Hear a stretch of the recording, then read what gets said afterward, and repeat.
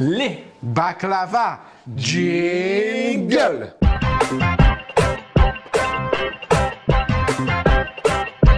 Bonjour à tous. Salut les amis. Salut. Pâtisserie orientale, gourmandise, les épices, le miel, le bonheur, ça va venir tout de suite après les ingrédients que Luc va vous présenter. Allez, venez avec moi, c'est parti pour le voyage.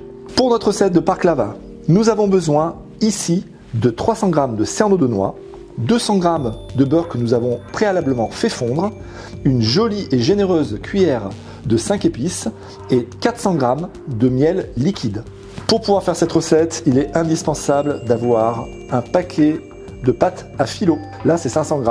À tout de suite. Ici, nous avons un plat. Vous voyez, c'est un plat qui a une certaine profondeur. Il en faut parce qu'on va faire des couches comme des lasagnes un peu. Là, j'ouvre les pâtes. La pâte filo, c'est des jolies feuilles que vous voyez. Mais il va falloir qu'on s'adapte par rapport à la taille.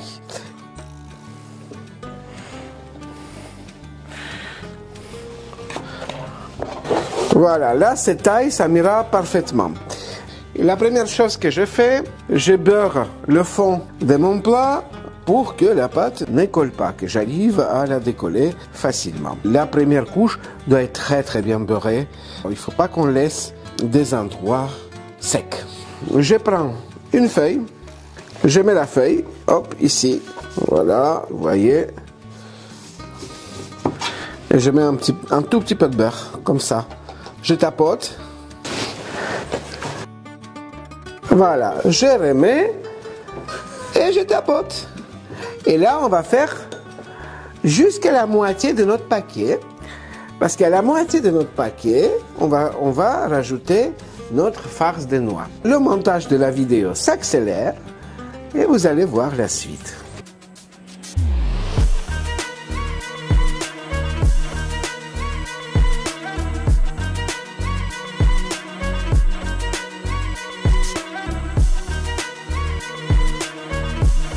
Voilà. Les amis, on a pris à peu près une dizaine de feuilles. On a bien beurré, comme vous avez vu. Tout à l'heure, Luc vous a montré dans les ingrédients les noix. On les a concassées un petit peu. Je vais vider donc les noix, comme ça. Là, je vais les étaler avec mes mains, de façon uniforme, comme dit Luc. Et c'est le moment également de rajouter nos 5 épices. Alors, voilà, je parsème. Donc, dans les 5 épices, vous avez plein de choses qui nous font plaisir. Il y a de la cannelle, il y a de la badiane. De la badiane. Il y a plein de trucs qui font plaisir. Là, je mélange bien les épices aux noix. Et ben, je continue à rajouter ma deuxième couche de pâte et à la beurrer.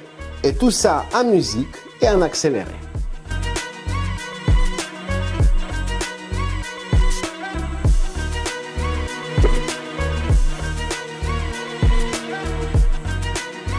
Avant d'envoyer au four, et c'est très important, il faudrait précouper. Il existe la tradition, le baklava c'est fait en losange. Et on va les couper en 2-3 cm. Alors, on va aller jusqu'au bout. Là je mets... C'est très important, vous verrez ça. Pourquoi c'est important? Alors voilà, 2-3 cm, je prends. En deuxième partie des vidéos,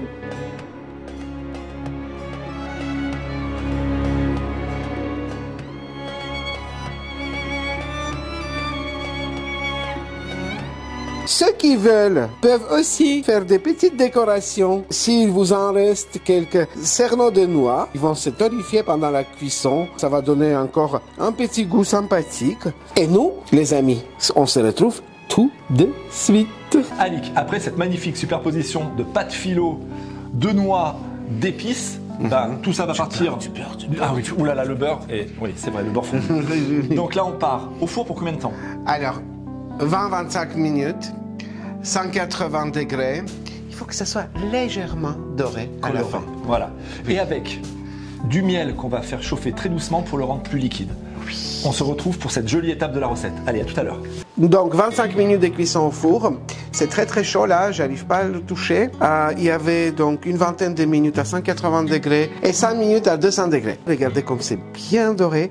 Et vous voyez, tout à l'heure, on a bien précoupé. Et ben là, vous verrez pourquoi. C'est la partie la plus agréable de cette cuisson, de cette cuisine. Regardez, là, c'est le miel qui a été bien chauffé. Pourquoi on chauffe le miel? Parce que le miel devient encore plus liquide, même s'il est déjà liquide. Il arrive à bien pénétrer au cœur de notre gâteau. Et regardez, je mets le miel surtout dans les endroits où on avait précoupé, dans les strates là de baklava, et on met tout, et après on laissera le baklava se reposer et d'absorber tout ce miel pendant 3-4 heures. On va se régaler.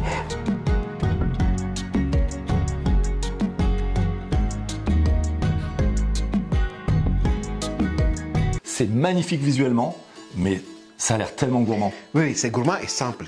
Vous avez vu comme c'est Oui, c'est ça. simple. C'est ça. Je pensais à un truc, une recette un peu compliquée, mais en fin de compte, c'est méga simple. Non. Sachez que vous pouvez remplacer les noix par les pistaches, par les amandes également. Ça marche aussi. Tu attendais une réponse, Alix? Oui, là, c'est ton domaine. Moi, j'étais un peu perdu. Mais toi, tu vas leur rappeler une chose essentielle de la recette. Oui.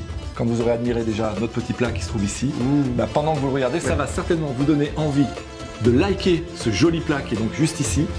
Le like, c'est où, Alix? Bim, par là. L'abonnement. Bim, par En là. bas, ok, et la cloche, elle est là. Tin, tin, tin. Comme chaque semaine, à chaque fin de recette, vous allez avoir la joie D'entendre une jolie chanson qui suit. un petit teasing pour vous mettre l'eau à la bouche de la recette de la semaine prochaine que vous retrouverez tous les vendredis à quelle heure? À 17h00 et on vous fait des bisous. À très bientôt. Sleva gori, sprava gori, a daleka wakaz. Здесь армяне создавали свой армянский джаз. Ара вай, вай, вай, вай, вай, вай, ара вай, вай, и скаканец вай.